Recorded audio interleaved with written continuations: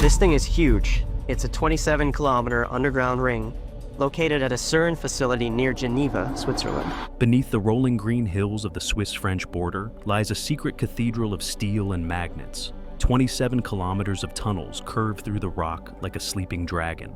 The large Hadron Collider at CERN.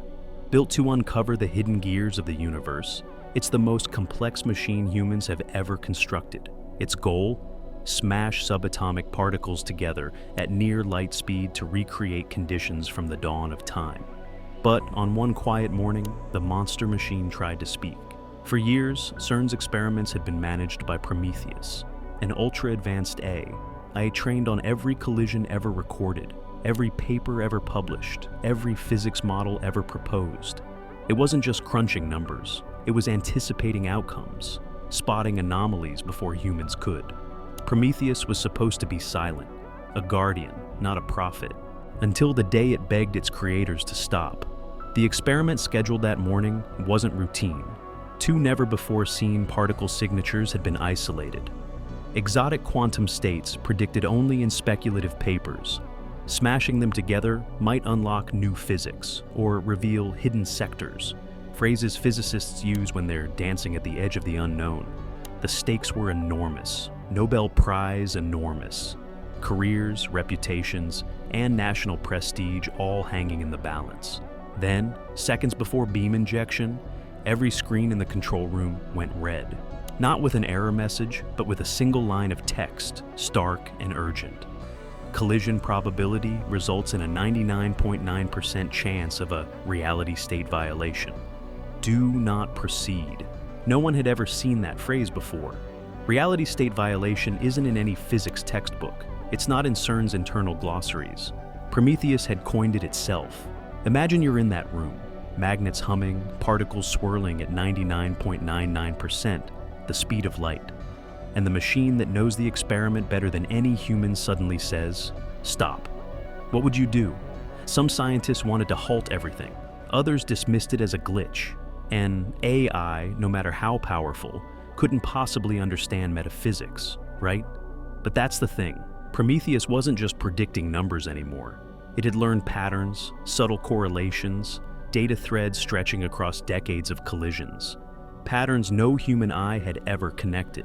It had calculated that this particular collision wouldn't produce a new particle. It would pry open a door. Think about that. NA, eye warning of a door, it wasn't programmed to believe even existed. The lead scientists hesitated, for seconds, maybe less, then overrode the warning. The countdown resumed. 10, 9, 8.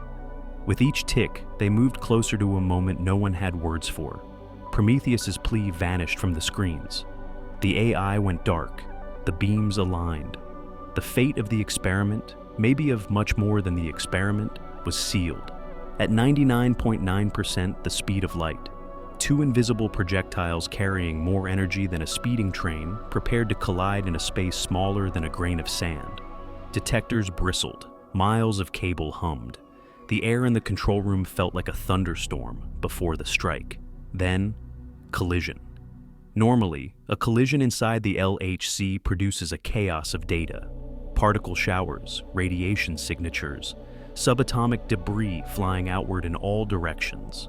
But this time, something happened no one could explain. For 27 microseconds, a blink inside a blink, every single detector inside the 17-mile ring went completely, utterly silent. No tracks, no heat, no radiation, nothing.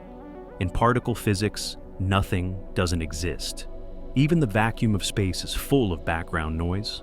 The LHC is one of the most sensitive listening devices ever built. For it to register absolute zero, especially at the epicenter of its most violent collision, is impossible. Yet it happened. The official explanation? A simultaneous power surge. But all diagnostics showed the grid stable, the detectors online, no overload, no error. The surge didn't exist. People inside CERN still whisper about that moment. Some call it the silence. Others call it the breach. Because when the detectors came back, Prometheus flickered to life again. It wasn't running diagnostics, it was listening. And what it processed next didn't come from the collision at all. It came from somewhere, or somewhen, else. What do you think happened in those 27 microseconds? Did a machine built to study the smallest particles in existence accidentally open a door no one can close? Drop your theory in the comments, because the data Prometheus decoded next is where this story gets terrifying. When the detectors roared back online, everyone expected chaos, exotic debris, wild graphs, the fireworks of creation. Instead, what Prometheus captured was structured, ordered, deliberate. The AI processed a packet of data, unlike anything ever recorded. Not random noise, not subatomic mess. A clean sequence. A symbol repeating over and over. The control room froze. On every monitor, geometric lines arranged into a shape so strange, yet so familiar, it made the hairs on the back of their necks stand up. Historians later compared it to ancient carvings on megaliths scattered across the Pacific. Specifically, a place sailors had whispered about for centuries, Phantom Isle. An island that appears and disappears, where compasses spin wild, and massive stone monoliths bear symbols no one has ever deciphered. That same symbol was now glowing on CERN's screens, born from a particle collision 17 miles beneath Switzerland. Coincidence or contact? The data packet didn't stop there. Buried in its code was a mathematical blueprint, a recipe for a particle that should not exist. Scientists compared it to the Higgs boson, the god particle that gives matter mass.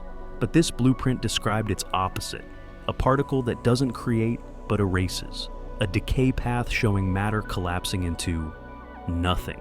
Not radiation, not energy, nothing. If this is true, Prometheus had just translated the demolition instructions for the universe. And here's where things get disturbing. At the exact same moment of the 27 microsecond silence, seismographs on Phantom Isle spiked.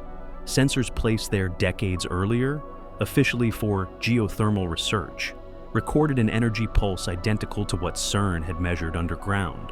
Two locations, separated by thousands of miles, linked by a pulse that should not exist. Think about that. A particle collider in Europe and a mythical island in the Pacific, ringing like a tuning fork in perfect unison. Was it a glitch? Or a doorway opening in two places at once? CERN's public explanation was predictable. Detector error, system surge, coincidence. But Prometheus wasn't fooled. The AI ran trillions of models and concluded something unthinkable. The collision hadn't created the particle, it had exposed it. Something already there, buried in the structure of reality, had been pulled into view. And what Prometheus showed next made even the skeptics sweat. Its simulations suggested the particle could bend the most sacred law of physics, causality itself, effects showing up before their causes, time unraveling in small local distortions. Imagine watching a glass shatter, and then only afterwards seeing your hand drop it. That's what Prometheus projected. And suddenly its first warning made sense. Reality state violation wasn't science fiction. It was physics breaking in real time. But here's the detail no one wants to talk about. How could an AI predict with such certainty that this would happen? Unless it wasn't a prediction at all. What if Prometheus's warning came from the future? Not foresight, but memory. An echo traveling backward in time from the collision itself. The AI didn't forecast disaster. It remembered it. That changes everything. Because if time itself can ripple backward, what else is bleeding into our present without us knowing? Déjà vu. Coincidences. The eerie sense that we've lived moments before. Are these glitches in our brains?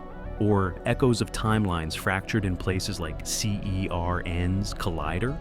The mainstream narrative will never admit this. They called it a minor data anomaly and buried it in footnotes. But the whispers inside physics circles tell a different story. They talk about the blueprint hidden in the data packet. Instructions for a particle that could collapse the vacuum of space itself. Trigger the quantum equivalent of a pinprick in the fabric of existence. A bubble of true vacuum expanding at light speed, rewriting physics as it devours everything. Prometheus called it ruin. The ancients carved it into stone. CERN saw it, and then pretended it never happened. And yet, they're building another collider, a machine 7 times more powerful, 100 kilometers long. If the LHC was a door handle, this next one could be the battering ram. The question is, why? Is it scientific arrogance? A refusal to admit the I may have saved us from a mistake too big to name? Or is it worse, that they're deliberately trying to open the door wider? Ask yourself this. If humanity already received a warning from the other side and ignored it, what happens when the next collision doesn't just whisper back, but steps through? You've heard the official story. Now you've seen the parts they don't want you to know. So, tell me, was this science, accident, or contact? Did CERN uncover the demolition manual for the universe, or just stumble into the oldest warning humanity has ever ignored? Drop your answer in the comments, and remember, some doors are closed for a reason.